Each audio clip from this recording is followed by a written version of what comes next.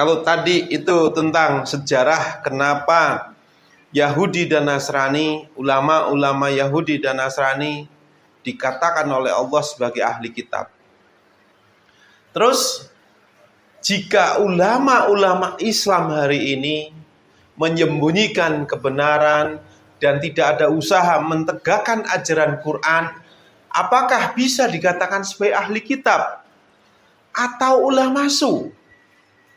Lah, maka kita buka Quran surat Al-Maidah ayat 68. Ini Al-Quran, Allah yang menjawab. Ya, bismillahirrahmanirrahim. Katakanlah wahai ahli kitab. Ahli kitab nih kan. Ahli kitab, kalau diterangkan ahli kitab itu ada yang mentafsirkan hanya Yahudi dan Nasrani. Tapi di sini terangkan ada 3 kitab yang disebut. Kamu tidak dipandang beragama sedikit pun hingga kamu mentegakkan ajaran-ajaran Taurat, Injil, dan Al-Quran yang diturunkan ke Tuhanmu kepadamu. 3 kitab disebut oleh Allah di sini sekaligus. Lah, tetapi di sini katakan wahai ahli kitab, kamu tidak akan dipandang beragama sedikit pun oleh Allah sebelum mentegakkan ajaran Taurat, Injil, dan jadi artinya di sini ahli kitab Taurat namanya apa? Robi. Ahli kitab Injil namanya pendeta. Orang yang ahli kitab dalam Quran ulama. Jadi, dan apa yang diturunkan Tuhanmu kepadamu pasti akan membuat banyak di antara mereka lebih durhaka dan lebih ingkar. Maka janganlah engkau berputus asa terhadap orang-orang kafir itu. Quran surat Al-Maidah ayat 68. Di sini jelas terangkan, ya, bahwasanya diterangkan wahai ahli kitab, kamu tidak dipandang beragama.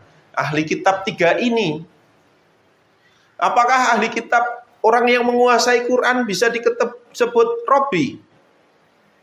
Pendeta, bukan kan? Ulama.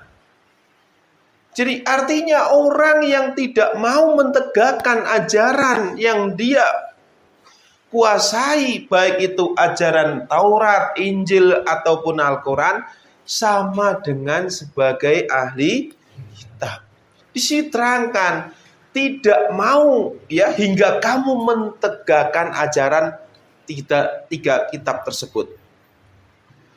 Quran surat Ali Imran ayat 64. Bismillahirrahmanirrahim. Katakanlah Muhammad, wahai ahli kitab, marilah kita menuju kepada satu kalimat pegangan yang sama antara kami dan kamu, bahwa kita tidak akan menyembah selain Allah dan kita tidak mempersekutukannya dengan sesuatu pun, dan bahwa kita tidak menjadikan satu sama lain Tuhan-Tuhan selain Allah. Jika mereka berpaling, maka katakanlah kepada mereka, saksikanlah bahwa kami adalah orang Muslim. Quran surat Ali Imran ayat 64.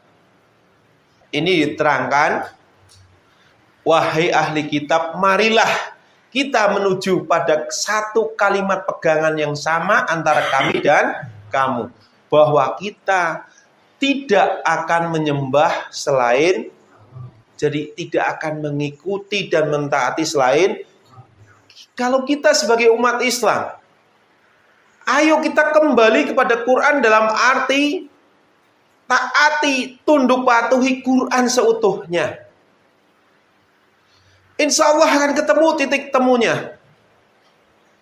Tapi kalau kita kembali kepada tafsir masing-masing golongan, kita tidak akan ketemu lagi. Karena kita mengikuti Al-Quran menurut si A, menurut si B, menurut si C. Padahal di dalam Quran jelas, Quran itu ayat-ayat muhkamat, ayat-ayat yang jelas. Kita nggak boleh mengurangi atau melebihkan. insya Allah gak ada perpecahan. Kenapa hari ini terjadi perpecahan? Karena takwil, tafsir yang setiap golongan memiliki kepentingan terhadap dunia ini. Kalau seandainya kita tidak memiliki kepentingan terhadap dunia ini, insya Allah kita akan menerima apa adanya. Kita akan menjadi muslim dalam arti yang sebenarnya, pasrahkan diri pada Allah seutuhnya. Apa yang Allah perintahkan, samina wa atokna. Terus di surat Ali Imran ayat 71, Bismillahirrahmanirrahim. Wahai ahli kitab, mengapa kamu mencampur adukan kebenaran dengan kebatilan, dan kamu menyembunyikan kebenaran padahal kamu mengetahuinya? Ini juga jelas. Jadi sifat-sifat ahli kitab, yaitu dia menguasai kitab-kitab Allah, baik Taurat, Injil ataupun Al-Quran. Tetapi mereka yang pertama menyembunyikan kebenaran.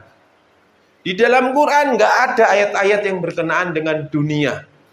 Yang artinya saudara disuruh kejar dunia, itu nggak ada. Yang kedua, mereka lebih condong kepada perhiasan dunia daripada akhirat. Yang ketiga, dia mencampur adukan antara yang benar dan yang salah. Ya, jadi intinya mereka tidak mau mentegakkan ajaran-ajaran yang Allah turunkan. Ketika saudara menguasai Quran, memahami Quran, tapi tidak ada usaha mentegakkannya, dan saudara menyembunyikan ayat-ayatnya, apa bedanya saudara dengan ahli kitab? Rasulullah SAW, beliau bersabda, perumpamaan seorang alim yang mengajarkan kebaikan kepada manusia, namun ia melupakan dirinya sendiri, laksana sebuah lilin yang menerangi orang sambil membakar dirinya. Jadi orang yang mengajarkan kebaikan pada manusia, namun ia melupakan dirinya sendiri. Mengajarkan kebaikan, tapi tidak bisa meninggalkan keburukan. Mengajarkan kezuhudan, tapi tidak bisa meninggalkan keduniaan. Maka ibaratnya sebuah lilin yang menyala, yang orang-orang itu bisa kena cahaya terang, tapi dirinya terbakar oleh api neraka.